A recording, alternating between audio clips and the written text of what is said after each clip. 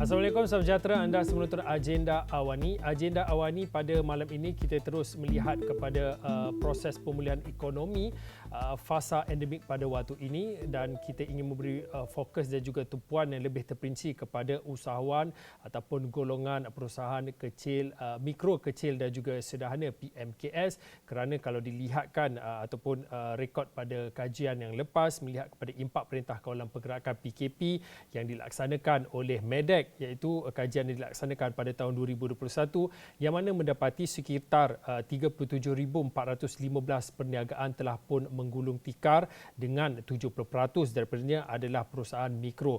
Tetapi pada waktu ini kita perlu sedar, walaupun negara telah pun bergerak ke fasa endemik pada waktu ini, kita perlu melihat kepada cabaran baharu yang perlu ditempuhi oleh golongan ataupun kumpulan PMKS pada waktu ini.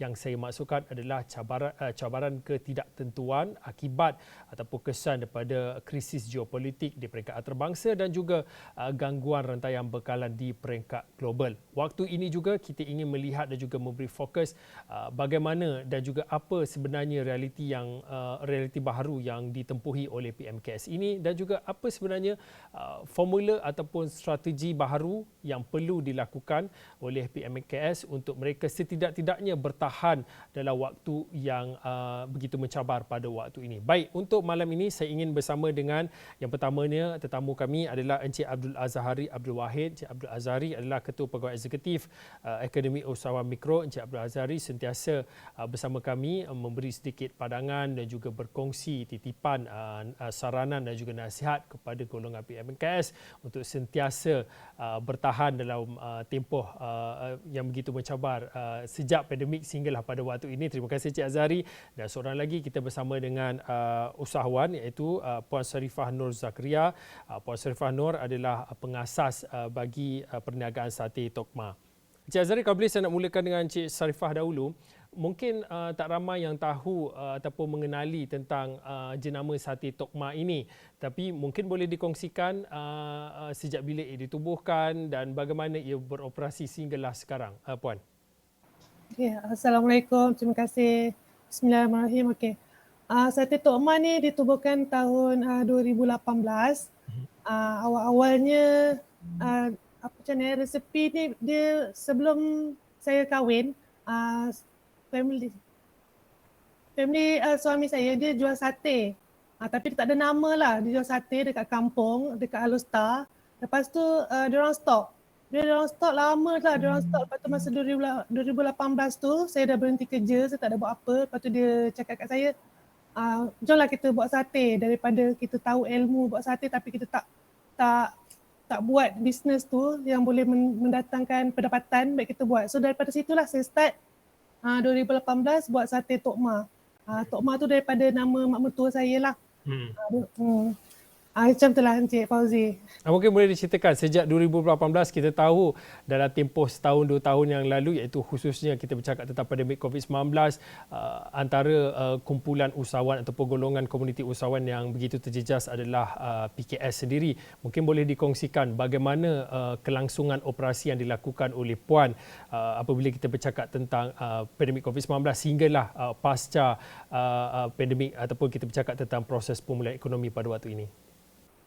Okey, masa 2018 tu saya berniaga stall dekat Danau Kota. Masa tu tak ada pandemik lagi, semua okey lah, semua berjalan lancar. Lepas tu 2020 macam tu dah ada pandemik lah, COVID. So tak boleh nak buka kedai. So memang tak boleh nak buka kedai, so memang kena saya buat keputusan untuk berniaga online dekat rumah je. So berniaga dekat rumah. So okey lah, Alhamdulillah. Bukanlah nak kata pandemik tu okey, tapi masa berniaga kat rumah tu secara online lagi better lah daripada offline tu.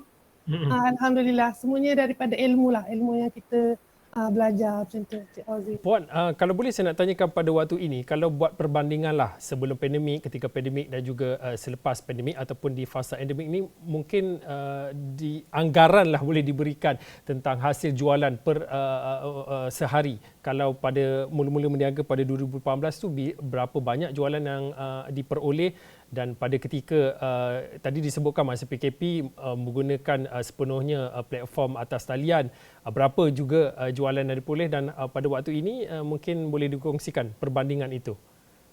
InsyaAllah boleh. Okey, masa offline tu, masa 2018 hingga sebelum pandemik, sale okey lah. Orang datang walk in, ada dalam sehari dalam RM200-300 lah. Boleh dapat, Alhamdulillah. So, selepas pandemik tu, saya ingat sale akan terus turun, tapi sebabkan puasa online kot kan, sale naik jadi RM500-600 sehari masa pandemik tu. Alhamdulillah. Lepas tu masa nak endemik, orang dah boleh keluar kan. So online tu dia slow. So saya buat keputusan untuk berniaga offline semula. Tapi berniaga offline tu online pun tetap teruskanlah. So sale tu lebih kurang sama macam tu 500-600. Tapi sekarang ni dalam bulan lepas lah dia dah semakin slow. Mungkin harga dah naik kot, harga sate pun dah terpaksa dinaikkan sebab kos bahan mentah semua dah naik. Macam tu. Okey, nanti saya nak tanyakan berkaitan dengan kenaikan harga barangan, adakah memberi sedikit ataupun banyak sebenarnya cabaran dan juga kesan impaknya kepada usahawan seperti Puan Nor. Encik Azari, seronok bila kita mendengar bila PKS ini berjaya mengharungi satu tempoh yang begitu mencabar ketika pandemik COVID-19 beberapa tahun lalu. Mungkin pada waktu ini apabila lepas ataupun bila mereka berjaya mengharungi cabaran yang begitu getir pada fasa pandemik pada setahun 2 tahun yang lalu, satu lagi cabaran baru yang mereka perlu tempuhi pada waktu ini. Kita bercakap tentang kenaikan harga barangan pasca pandemik dan juga impak kepada krisis geopolitik dan juga gangguan rantai yang bekalan. Mungkin daripada Akademi Usahawan Mikro sendiri mendapat maklum balas dan juga mungkin ada yang keluhan-keluhan daripada peniaga-peniaga ini apabila kenaikan harga barang mentah misalnya memberi sedikit ataupun banyak kesan kepada mereka untuk meneruskan operasi perniagaan, Encik Azari? Alright, terima kasih Fauzi dan Syawani kerana menjemput saya sekali lagi.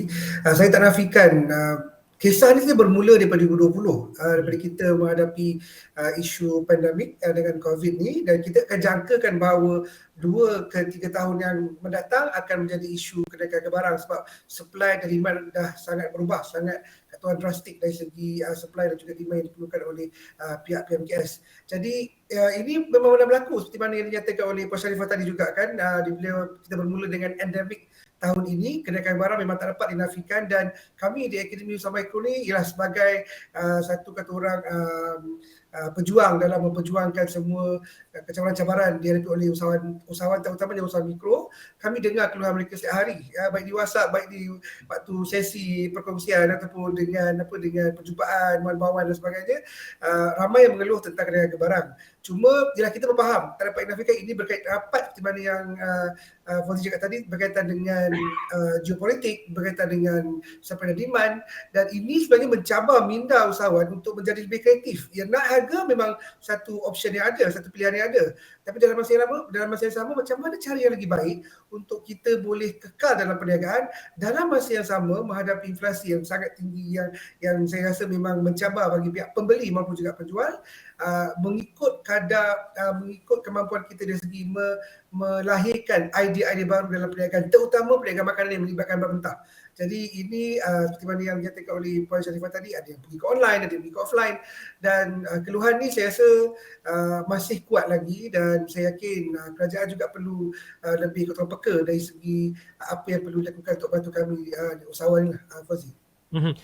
Mencabar minda untuk bagi usahawan-usahawan yang perlu untuk tempuh suasana begitu mencabar pada waktu ini, mungkin juga akan ada satu dilema untuk pengusaha, sama ada untuk nak naikkan harga. Kalau naikkan harga, bagaimana pula nak kekalkan pembeli-pembeli ataupun pengguna-pengguna. Daripada segi nak faham tentang realiti semasa yang dihadapi oleh usahawan ini, dilema mereka ini, adakah kita akan melihat kembali akan ada usahawan terpaksa menggulung tikar kerana tidak mampu sustain ataupun tidak mampu lagi bertahan dengan cabaran yang baru ini, Encik Azari?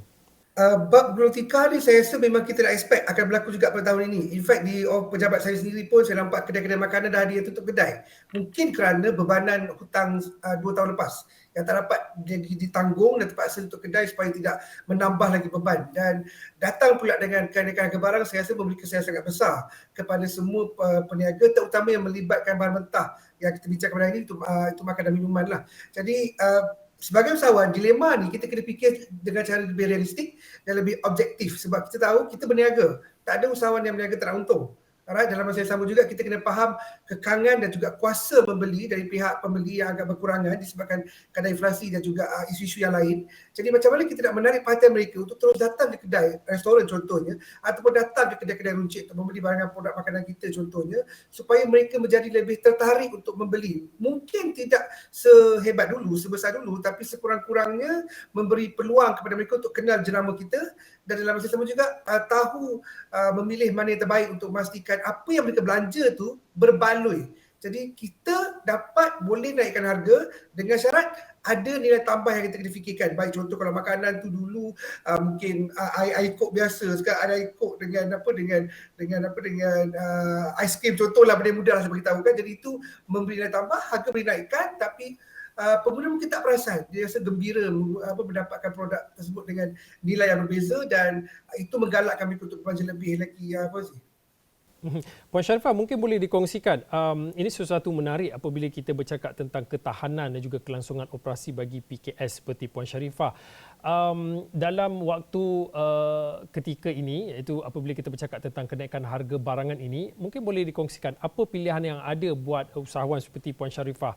Adakah seperti yang dikatakan ataupun yang dikongsikan ataupun pandangan yang diberikan oleh Encik Azhari, perlu ada nilai tambah jika peniaga terpaksa menaikkan harga barangan, perlulah ada tambahan-tambahan perkhidmatan ataupun barangan itu disekalikan. Mungkin sebagai seorang usahawan, apa pilihan yang ada untuk usahawan berdepan dengan cabaran kenaikan harga barangan ini? Okey. Menarik juga cadangan Tuan Azhari tu. Mungkin saya boleh buat sate dengan free nasi impit ke, ataupun sate ditambah dengan cheese. Buat baru sate cheese ke, insyaAllah kita boleh naikkan harga dengan kelebihan ada cheese dekat situ. InsyaAllah, alhamdulillah, mungkin satu idea yang bernas. Terima kasih Cik Azhari itu. Ya.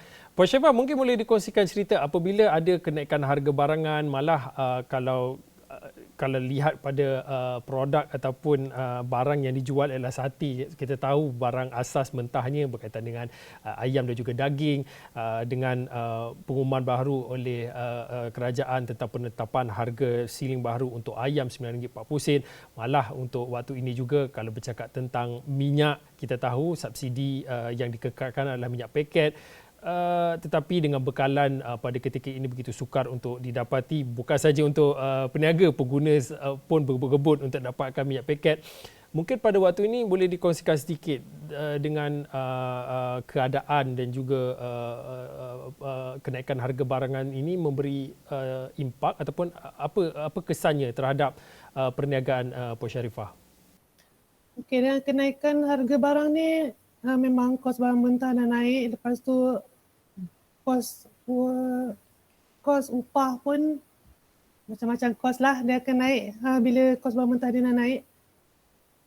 So memang sekarang ni kalau kita meniaga siang sampai malam pun mungkin dapat penat je lah daripada untung tu kurang lah sikit sebab banyak habis dekat kos. Macam tu lah. Mungkin ada cara untuk nak mengurangkan kos apabila ada kenaikan harga barangan. Puan ada inisiatif yang dilakukan untuk kurangkan kos-kos yang lain dalam perniagaan? Kos bahan mentah tu untuk sate memang tak boleh nak kurangkan bahan mentah tu. Mungkin saya akan kurangkan tenaga kerja lah. Pembantu-pembantu mungkin sebab sekarang saya ada 2 pekerja. Mungkin satu pekerja tu saya akan ambil dia part time lah. Time nak cucuk sate, nak buat sate baru saya akan ambil dia lah. Macam tu, kurangkan kos pekerja.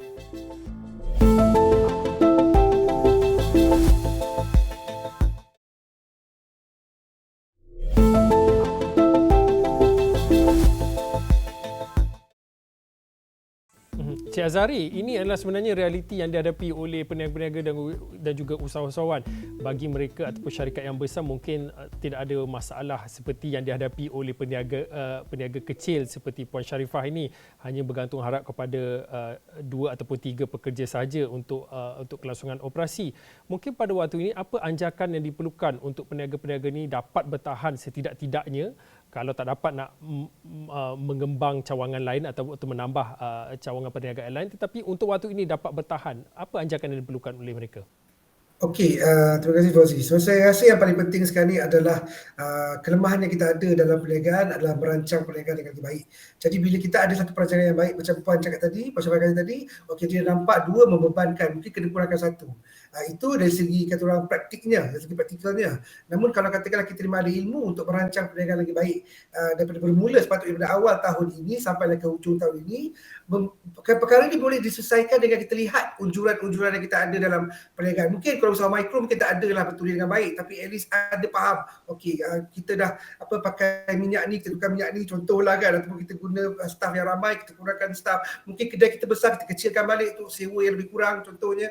Jadi benda ni menguji tahap minda usahawan untuk memastikan kita faham perjalanan yang akan datang pada masa akan datang, dan macam mana kita boleh susun atur semula supaya bila kita tahu isu seperti kadang kegemaran ni berlaku, kita tahu bagaimana kita nak kawal kita punya kadar keuntungan dan juga menambahkan lagi hasil jualan. Kalau setakat kawal kadar keuntungan ataupun lawan kos saja dan jualan tak berlipat kali ganda, itu juga menjadi cabaran yang paling utama. Dan kena faham pembeli juga ada cabaran untuk membeli kerana kekangan yang tertentu. Jadi ini menjadikan bila kita lihat perancangan lebih kata orang lebih wholesome, lebih detail, lebih kata orang lebih berkesan. Jadi memberi peluang kepada kita untuk lihat mana loophole atau lubang-lubang yang patut kita tutup supaya kita dapat kekal berniaga. Sebab saya dah banyak kali cakap, kita punya mengekalkan perniagaan ni akan sangat mencabar sehingga 5 tahun selepas pandemik, iaitu 2025. Jadi 3 tahun yang ke depan ni banyak cabaran yang akan berlaku, namun sebagai usahawan saya yakin kita memang dijadikan Allah SWT usahawan yang memang berani dan kekal, dan kalau kita lepas 2021, tadi insya-Allah kita ada peluang untuk lepas 2022 sampailah ke 2025 sekurang-kurangnya, Fauzi. Macam seolah-olah kita berada dalam satu kelas minat usahawan lah apabila ada perkongsian daripada Puan Sharifah dan juga pandangan dan saranan nasihat oleh Cik Azhari. Okey, saya nak kembali balik kepada Puan Sharifah, mungkin boleh dikongsikan. Tadi pada awal tadi Puan Sharifah ada kongsikan apabila berlakunya perintah kawalan pergerakan ataupun langkah kawalan untuk membendung pandemik COVID-19 PKP, Puan Sharifah meneruskan perniagaan tetapi secara sepenuhnya berdasarkan atas talian. Dan untungnya juga begitu berganda lah kalau nak dibandingkan sebelum dan juga pada waktu ini. Adakah Puan berhasrat untuk kembali secara sepenuhnya untuk nak optimiskan ataupun nak menggunakan sebaik mungkin manfaat dan juga kelebihan perniagaan atas talian, ataupun apa perancangan untuk perniagaan Sati Tokma ini untuk melihat kepada kelebihan platform digital ini, Puan? Okey, Encik Fauzi. Platform digital ni sangat bagus. Dia memang baguslah, cuma kita kena belajar, cari lebih banyak ilmu tentang marketing untuk kita nak mempromosikan Sate Tokma ni. Tapi offline pun kena juga. Sebab dua-dua tu penting lah bagi saya. Cuma sekarang saya akan lebih mempromosikan dekat media sosial lah, dekat yang saya baru je lepas kursus minggu lepas. Alhamdulillah banyak media-media sosial yang saya belajar, yang saya boleh terokai, insyaAllah. Dan lagi pun saya ada plan untuk buka satu cawangan sebenarnya dekat Wangsa Maju. Tapi yang itu mungkin tangguh dululah. Tengok macam mana. Tapi saya memang ada semangat, memang akan nak buka juga satu lagi kat situ, insyaAllah. Perancangannya sudah ada tetapi mungkin dalam waktu yang terdekat ni perlu disusun kembali, dan itu sebenarnya reality check ya Cik Azhari apabila kita bercakap oleh nasib ataupun peluang untuk mengembangkan perniagaan oleh PKS pada waktu ini.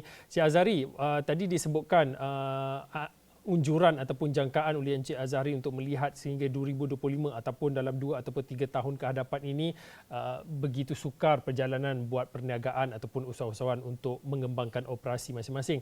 Mungkin pada waktu ini apabila kita bercakap tentang manfaat platform digital khususnya buat PMKS dan juga PKS, mungkin boleh dikongsikan apa peluang dan juga bagaimana PKS perlu merebut peluang yang ada ini, iaitu melihat kepada manfaat ekonomi digital ini untuk meneruskan ataupun untuk mengembangkan lagi perniagaan mereka. Encik Azhari.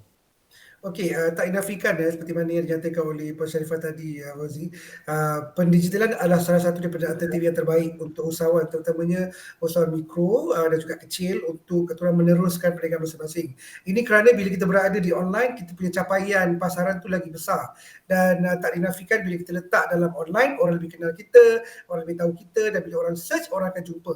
Sekurang-kurangnya orang jumpa, itu yang paling penting. Cuma yang saya paling risaukan adalah di pihak usahawan sendiri, adakah kita mahu teruskan ataupun kita kembali kepada konvensional. Dan saya memang sangat-sangat kata orang mengharap usahawan supaya kekal dalam bentuk digital. Walaupun kita tahu kita perlu bentuk offline, memang kita kena berniaga offline, namun anggap digital sebagai antara kunci untuk memastikan kita dapat meneruskan perniagaan dan pasaran kita lagi besar. Dan cari ilmu sepanjang mana yang kita ada, seperti mana Puan Sharifah kata tadi, dia adalah alumni dalam program Marketplace di Akademi Usaha Mikro AUM, dan cari alternatif lain. Contoh kalau kita nak tengok marketplace yang biasa, ataupun kita tengok sekarang kita cakap pasal NFT lah, apa namanya, blockchain dan sebagainya yang boleh membawa perniagaan ke dalam pasar yang berbeza, dan itu antara benda yang kita perlu kita terus kekalkan semangat tersebut dan dalam menghadapi cabaran sehinggalah at least corporate 2025 ni, Fauzi.